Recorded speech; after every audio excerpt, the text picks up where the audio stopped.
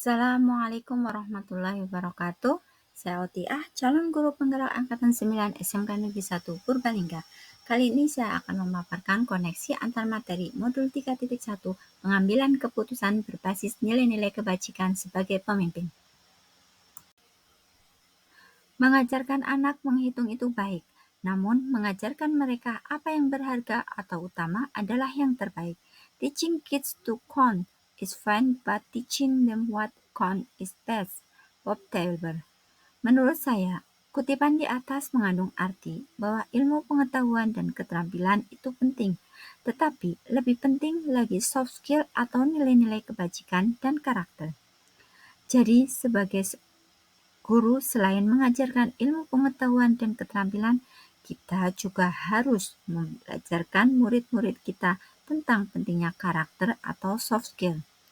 Alangkah tidak berguna jika murid kita pintar tetapi tidak berbudi luhur. Disinilah pentingnya pembelajaran kompetensi sosial emosional sehingga nantinya diharapkan akan tercipta murid-murid yang pintar, cerdas dengan kompetensi sosial emosional yang bagus dan karakter yang baik. Sehingga ketika mereka menjadi seorang pemimpin dan dihadapkan pada sebuah dilema etika, maka akan selalu mengambil keputusan yang tepat, mempertimbangkan banyak hal dan dapat dipertanggungjawabkan. Mereka juga tidak akan tergiur dengan bujukan moral yang selalu menggoda ketika mereka memimpin. Nilai-nilai kebajikan universal akan selalu menjadi pijakan. Nilai-nilai atau prinsip-prinsip yang kita anut dalam suatu pengambilan keputusan sangatlah berdampak pada lingkungan kita. Ini adalah suatu hal yang tidak dapat dihindarkan karena sebuah keputusan pasti akan mempunyai dampak bagi kita dan lingkungan kita. Apabila proses pengambilan keputusan dilandasi dengan nilai-nilai kebajikan universal dan prinsip-prinsip resolusi yang dapat dipertanggungjawabkan, maka akan menghasilkan sebuah keputusan yang baik dan adil, serta berdampak baik juga terhadap lingkungan kita dan pada akhirnya lingkungan kita akan kondusif. Sebagai seorang pemimpin pembelajar, kita harus memberikan kontribusi pada proses pembelajaran murid termasuk dalam pengambilan keputusan. Kita harus berusaha semaksimal mungkin untuk selalu mengambil keputusan yang berpihak pada murid. Berpihak pada murid tidak selalu harus memberikan zona nyaman kepada mereka. Justru, memberikan pembelajaran kehidupan menurut saya lebih penting. Kita membelajarkan kepada mereka tentang sebuah konsekuensi. Artinya, segala hal yang kita lakukan pasti membawa sebuah konsekuensi yang harus kita tanggung. Dalam proses pembelajaran mulai dari diri, persiapan sampai dengan evaluasi, hendaknya merupakan sebuah produk keputusan yang kita buat yang berpijak pada nilai-nilai kebajikan dan berpihak pada murid. Sebagai contoh, dalam pembuatan rencana pelaksanaan pembelajaran, kita harus membuatnya sedemikian rupa mulai dari apersepsi sampai dengan penutup.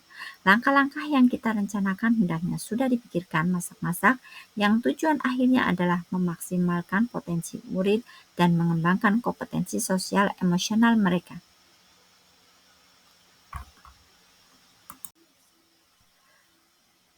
Education is the art of making man ethical. Pendidikan adalah sebuah seni untuk membuat manusia menjadi berperilaku etis. George Wilhelm Friedrich Hegel. Menurut saya, kutipan di atas mengandung maksud yang sangat mendalam. Pendidikan bukan hanya sebuah proses mentransfer ilmu, tetapi sebuah proses untuk mengenal dan menginternalisasi nilai-nilai kebajikan universal. Apabila nilai-nilai kebajikan sudah membalung sumsum pada diri murid, niscaya mereka akan mempunyai etika yang baik, berperilaku sesuai dengan norma dan etika yang ada. Inilah tugas mulia seorang guru untuk bersama-sama menciptakan dunia pendidikan sebagai sumber etika dalam menerapkan karakter murid.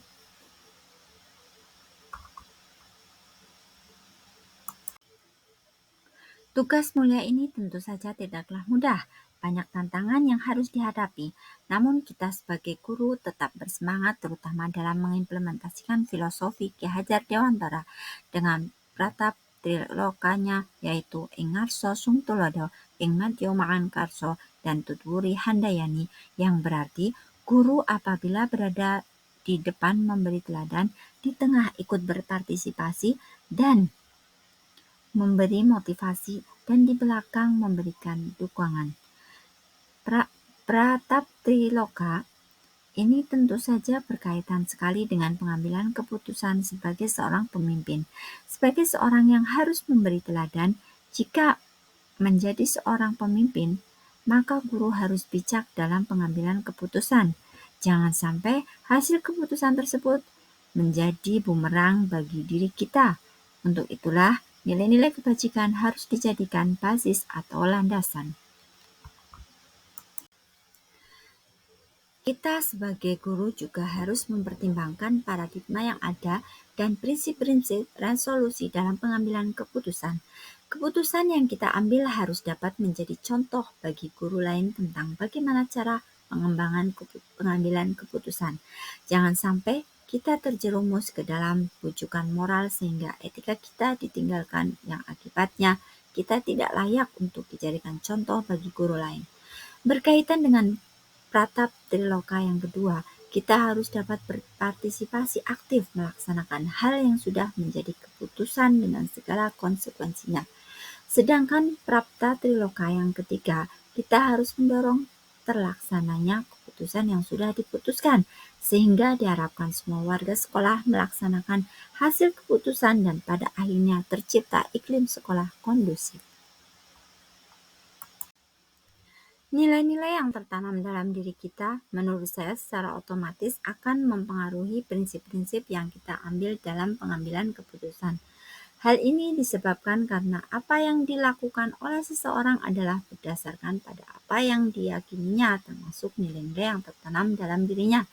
Oleh karena itulah, kita sebagai guru harus berusaha untuk menginternalisasi nilai-nilai kebajikan dalam diri kita, sehingga nilai-nilai itulah yang akan terlihat dalam karakter keseharian kita, termasuk dalam proses pembelajaran saat kita bersinggungan dengan murid dan kita dijadikan dasar atau pikiran pada saat kita berbuat sesuatu, termasuk pada saat pengambilan keputusan dalam permasalahan yang kita hadapi. Dalam proses pengambilan keputusan, terkadang kita dihadapkan pada keraguan apakah hasil keputusan yang kita ambil sudah tepat atau belum. Untuk itu diperlukan uji pengambilan keputusan. Dalam proses uji pengambilan keputusan dapat dilakukan dengan sesi coaching. Pada saat inilah kita membutuhkan pihak lain untuk membantu kita sebagai coach yang dapat diambil dari kepala sekolah, teman sejawat, atau orang lain yang kita anggap mampu dalam mengoptimalkan potensi yang ada pada diri kita selaku coach. Dalam sesi coaching, coach dalam hal ini adalah guru mengemukakan tujuan coaching dan harapan yang ingin dicapai setelah coaching berlangsung sehingga coach tidak salah arah dan dapat tepat sasaran dalam memberikan pertanyaan pancingan untuk menggali coach. Coach juga harus secara jujur mengungkapkan permasalahan yang dihadapi, yaitu tentang keraguannya terhadap pengambilan keputusan yang sudah dilakukan dan butuh pengujian lebih lanjut. Dengan proses coaching ini diharapkan tidak ada keraguan lagi dalam diri coach terhadap keputusan yang diambil dan keterampilan coaching dalam pengambilan keputusan semakin baik. Kemampuan seorang guru dalam mengelola aspek sosial emosionalnya sangat berpengaruh terhadap keputusan yang diambil, khususnya pada masalah dilema etika. Semakin bagus tingkat kompetensi sosial emosional yang dimiliki guru, maka akan semakin bagus keputusan yang diambil dan berdampak positif bagi berbagai pihak. Hal ini dikarenakan proses pengambilan sebuah keputusan tidak boleh dilakukan secara mendadak dan emosional, melainkan harus dipertimbangkan masak-masak mulai dari paradigma yang sedang dihadapi, dari prinsip apa yang kira-kira akan digunakan, dalam pengambilan keputusan. Guru yang bijak akan selalu membuat keputusan yang berpihak pada murid, dapat dipertanggungjawabkan, dan proses pengambilan keputusannya sudah melalui 9 tahapan dalam pengambilan keputusan seperti yang sudah dipelajari pada modul 3.1. Pemahaman studi kasus yang fokus pada masalah moral atau etika harus bertumbuh pada nilai-nilai yang dianut oleh seorang pendidik. Seperti sudah saya jelaskan sebelumnya bahwa nilai-nilai yang tertanam pada diri seorang sangat berpengaruh pada proses pengambilan keputusan. Tak terkecuali nilai-nilai yang tertanam pada diri seorang pendidik. Disinilah letak pentingnya internalisasi nilai-nilai kebajikan universal pada diri seorang pendidik. Jika semua pendidik sudah menjadi nilai-nilai kebajikan universal sebagai landasan dalam pengambilan keputusan, saya yakin keputusan yang diambil tidak akan berdampak buruk bagi pihak-pihak terkait. Pengambilan keputusan yang tepat akan berdampak baik pada terciptanya lingkungan yang positif, kondusif, aman, dan nyaman. Hal ini akan dapat tercapai jika masing-masing pihak menyadari bahwa keputusan yang diambil adalah hal yang paling tepat dan semua pihak secara konsekuen melakukan apa yang sudah menjadi keputusan. Sehingga tidak terjadi lagi pembicaraan di belakang yang terkadang lebih menyakitkan apabila didengar. Seorang pemimpin juga harus melakukan refleksi diri terhadap setiap keputusan yang diambil, sehingga bisa dijadikan pembelajaran bagi kasus atau permasalahan yang akan dihadapi di masa mendatang. Apabila hal ini dapat dilakukan, saya yakin di lingkungan kita akan semakin kondusif. Pengambilan keputusan yang kita ambil dapat dijadikan sebagai cermin dalam pembelajaran yang memerdekakan murid-murid kita. Dalam proses pengambilan keputusan terdapat berbagai macam paradigma yang harus kita cermati dan juga prinsip-prinsip yang harus kita terapkan. Bisa jadi antara pemimpin yang satu dengan pemimpin yang lain mempunyai keputusan yang berbeda dalam kasus yang sama, karena cara pandang pemimpin tersebut berbeda. Paradigma dan prinsip yang dijadikan acuannya pun berbeda. Tetapi sepanjang proses pengambilan keputusan berbasis pada nilai kebajikan, maka itu tidak menjadi masalah. Begitupun dengan murid kita yang tentu saja mempunyai cara pandang yang tidak sama, mempunyai potensi belajar yang berbeda-beda.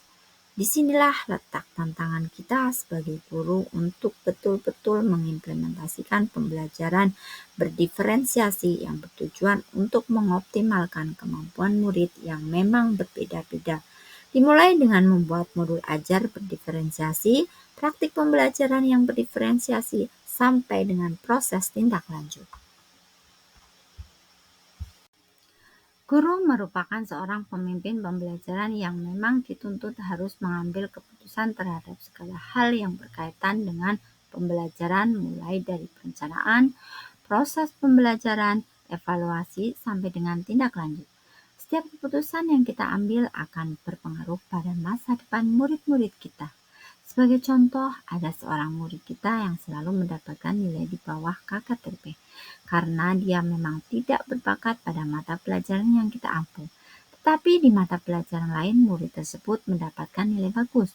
Jika kita mengedepankan ego kita tanpa melihat paradigma yang ada, maka kita akan memberikan nilai jelek di bawah KKTP kepada murid tersebut.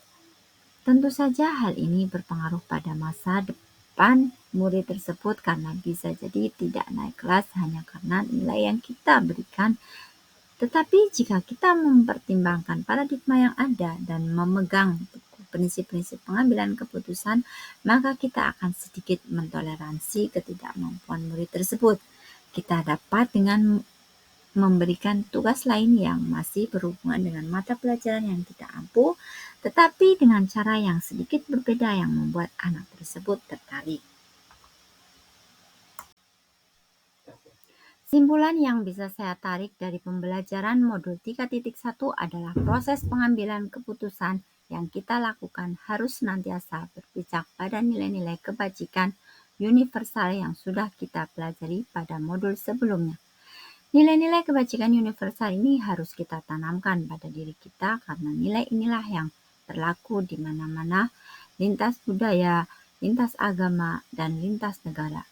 Selain itu, kita juga harus senantiasa meningkatkan kompetensi sosial emosional kita karena dalam proses pengambilan keputusan tidak boleh emosi, melainkan harus dapat mengelola emosi kita sehingga keputusan yang kita ambil tidak hanya berdasarkan ego sesaat. Sebagai seorang guru yang berperan sebagai pemimpin pembelajaran, semua keputusan yang kita ambil harus berpihak pada murid, menyadari sepenuhnya bahwa murid kita mempunyai bakat, minat, dan potensi yang tidak sama. Pratap Triloka Ki Hajar Dewantara juga harus selalu kita pegang sehingga keputusan kita nantinya dapat dipertanggungjawabkan dan pendidikan sebagai sebuah seni untuk membuat manusia berperilaku etis dapat terwujud.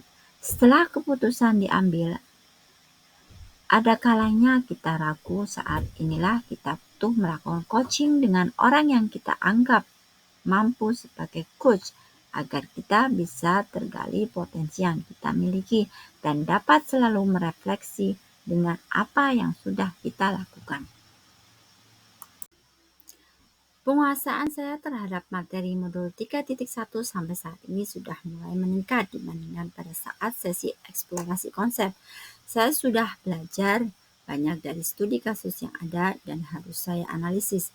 Saya sudah memahami betul apa itu dilema etika dan rujukan moral dan perbedaan dari keduanya.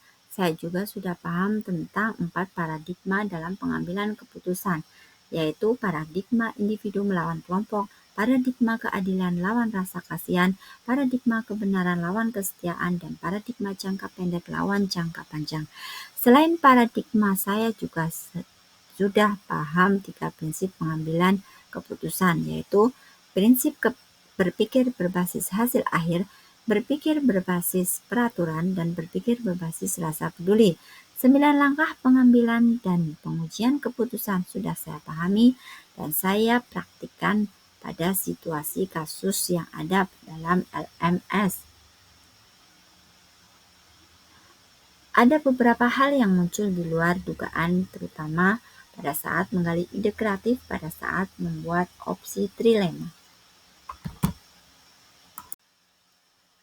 Sebelum saya mempelajari modul 3.1 ini, saya sudah pernah menerapkan pengambilan keputusan ketika saya menjabat kepala perpustakaan.